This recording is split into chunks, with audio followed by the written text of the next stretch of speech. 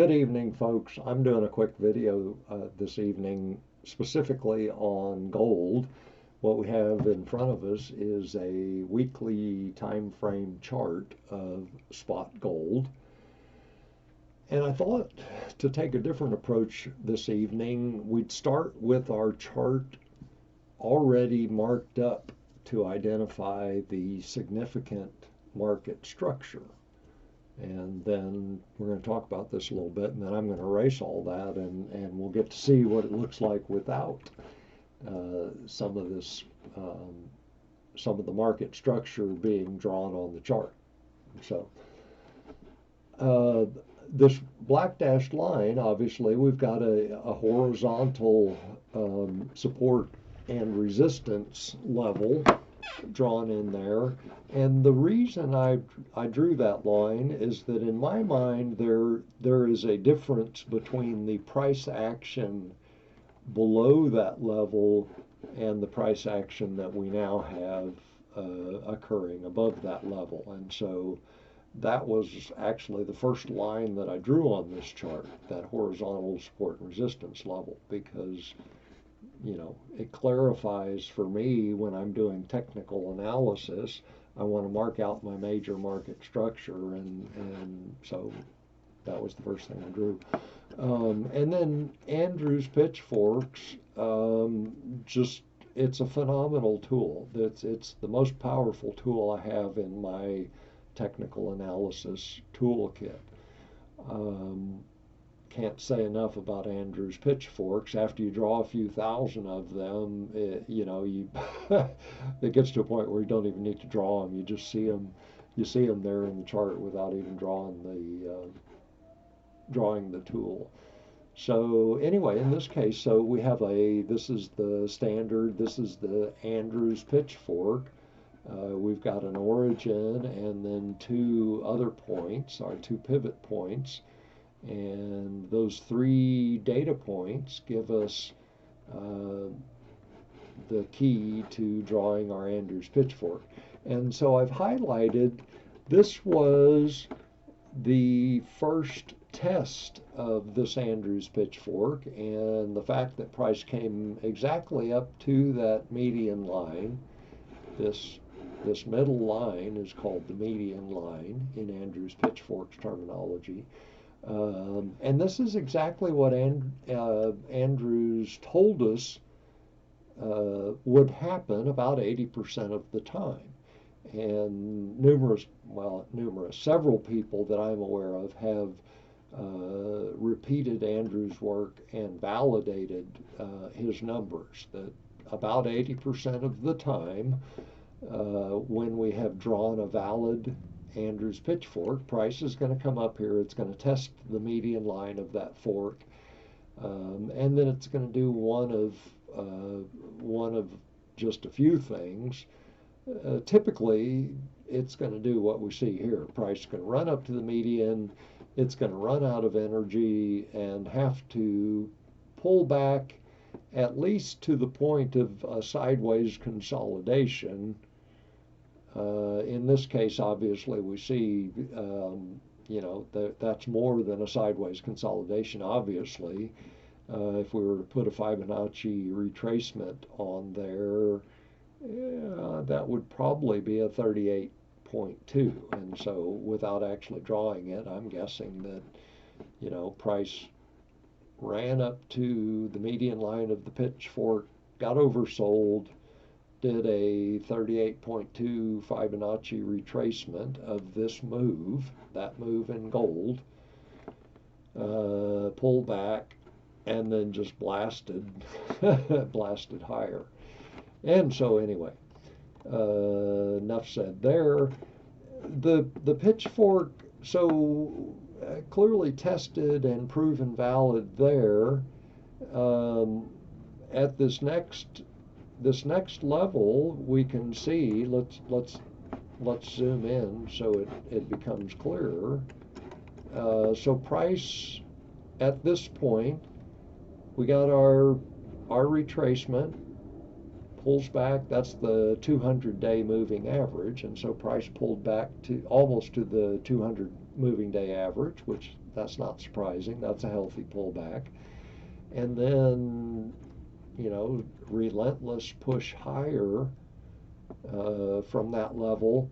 And key thing to note here, this particular price bar, um, price is testing the median line of the pitchfork yet again, was unable to push higher. So yet again, resistance at the fork's median line stopped price at this level.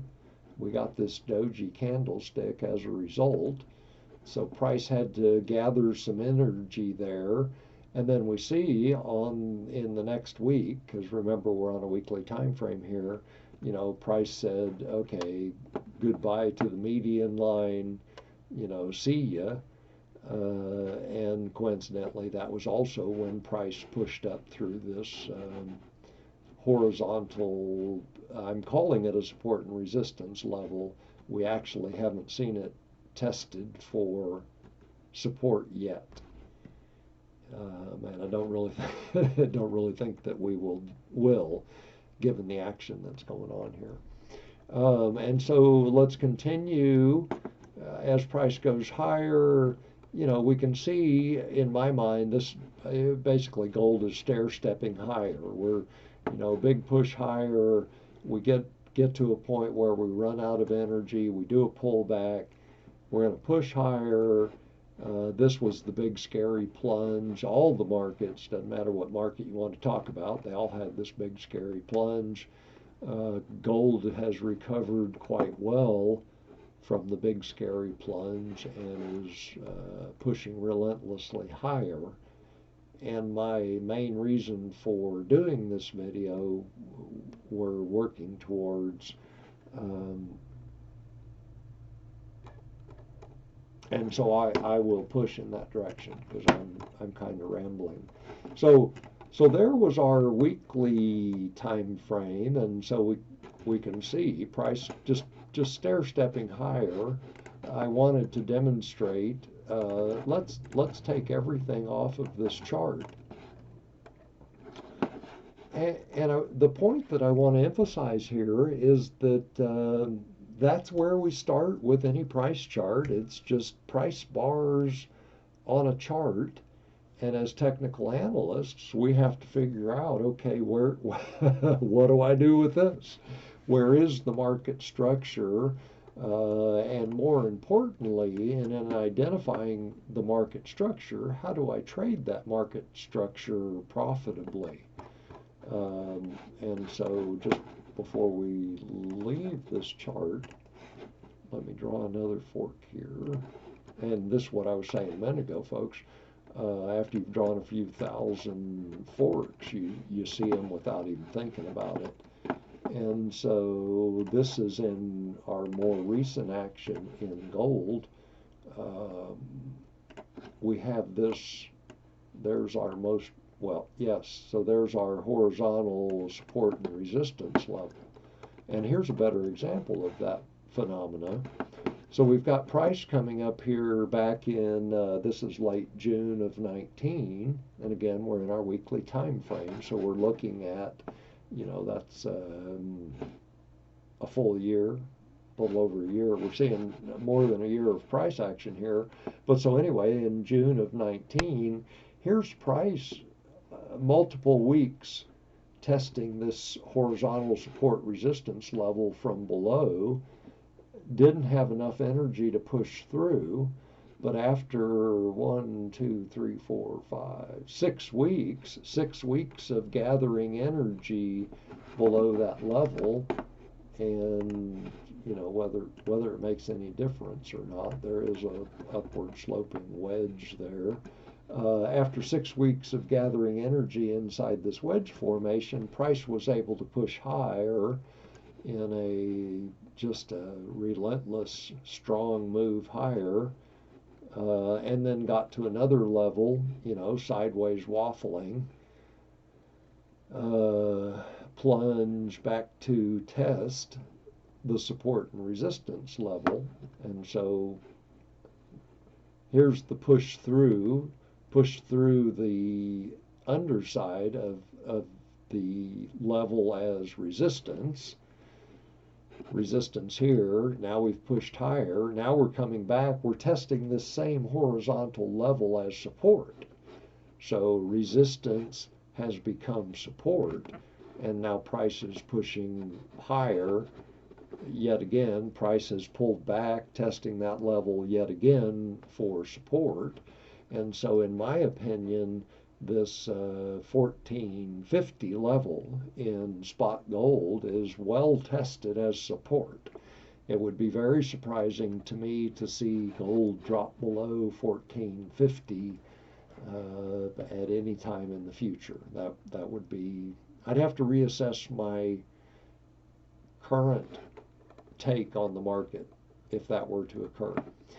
And so the reason that I drew that horizontal support level is that I noticed this fork in the chart, and I wanted to draw that fork and show you why my eye was drawn to this structure. So we see the origin of this fork is out of that support level. One of the pivot points, one of the 3 pivot points, so every Andrews pitchfork has 3 pivot points. In this case, 2 of our pivot points are occurring along this horizontal support and resistance level, and then we have our 3rd point there, and you can see that price pushed up in this case to the upper median line of the fork, ran into resistance, did a big pullback, and now is kind of doing a sideways waffle, trying to decide what's next. And again, I'm emphasizing we're looking at a weekly time frame. Just for, let's only spend a second here. Now we've pulled out even bigger picture. This is the monthly time frame, and our market structure becomes even clearer. So this is our same, this is the first Andrews pitchfork that we looked at in our weekly chart. And we can see, so here's price, comes up, it tests the median line of the Andrews pitchfork. We get our pullback, and again, dollars to no nuts, that's a 38.2 Fibonacci retracement of that price movement. Big strong move higher, very strong move higher, sideways waffle. So we can see this big price move in June of 19 pushed through resistance at the upper median line of this Andrews pitchfork, but price pulled back from there and had to do a sideways waffle. We're in the monthly time chart here, so that's, 1, 2, 3, 4 full months. 4 full months that gold waffled sideways in a, what is that, 40, 62, 40, that's $60. So that price range, if we, let's clone that line and make it more obvious, this price range, that's a $60 price range. So for 4 months, gold waffled back and forth sideways in a $60 price range before it gathered enough energy to push higher. Notice that it's pushing higher off of, coincidentally, the upper median line of our Andrews pitchfork. Pretty quickly pushes up to the median line extension of our Andrews pitchfork, pulls all the way back to, in this case, way back to the median line of the fork. That was our big scary plunge, and now price pushing, relentlessly higher. Another big move. Anyway, gold's doing just fine. Before we move on here, let's make a point of, look how close gold is to coming up here and challenging the high from, that was the all-time high that gold made back in 2011. Let me just put that in. Yeah, so there's, now we'll pick a different date than that just because. So in August of 2011, there's price peaking in gold, and then, big bear market. We're finally getting resumption of the bull market and just some, in my opinion, incredibly powerful movement higher in gold. But, you know, that's just my opinion. Okay, and so now let's move down to the daily time frame.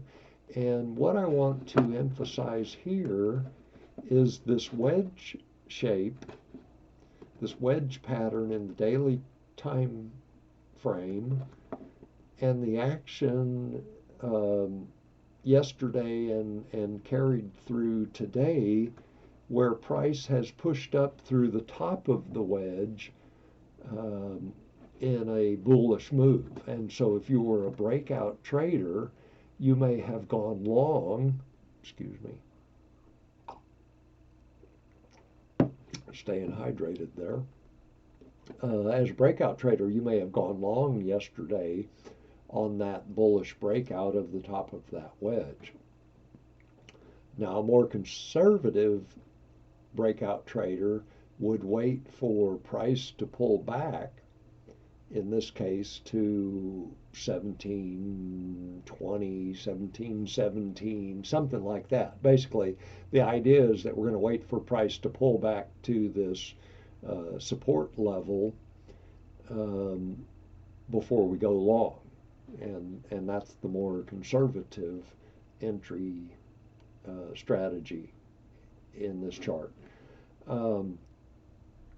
So along with the bullish breakout here from the wedge, let's talk about MACD.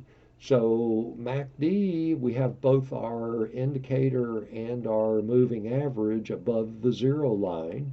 So here's our zero line, and we can see MACD is well above our zero line. That's bullish. And we can also see that our moving average has pulled back and is now ready to rise above the signal. I've got that backwards. Our signal is ready to rise above the moving average and give us a new buy signal, which obviously that's if that's one of the criteria for your entry point, that may be about to occur. And although MACD is still overbought up at this level, because it is pretty well above the zero level, it's had an opportunity over recent weeks to pull back from this extreme overbought level. See, back mid-April, MACD was very overbought. And of course, price was hitting that, in hindsight, hitting a price peak. MACD's very overbought. Now MACD has worked off that overbought level, and so anyway, this would be a good level to start a new price movement, a new bullish movement in gold. And so that was the focus of today's video, is that I want to highlight this wedge shape in gold, point out that yesterday we got a bullish breakout, carry through today.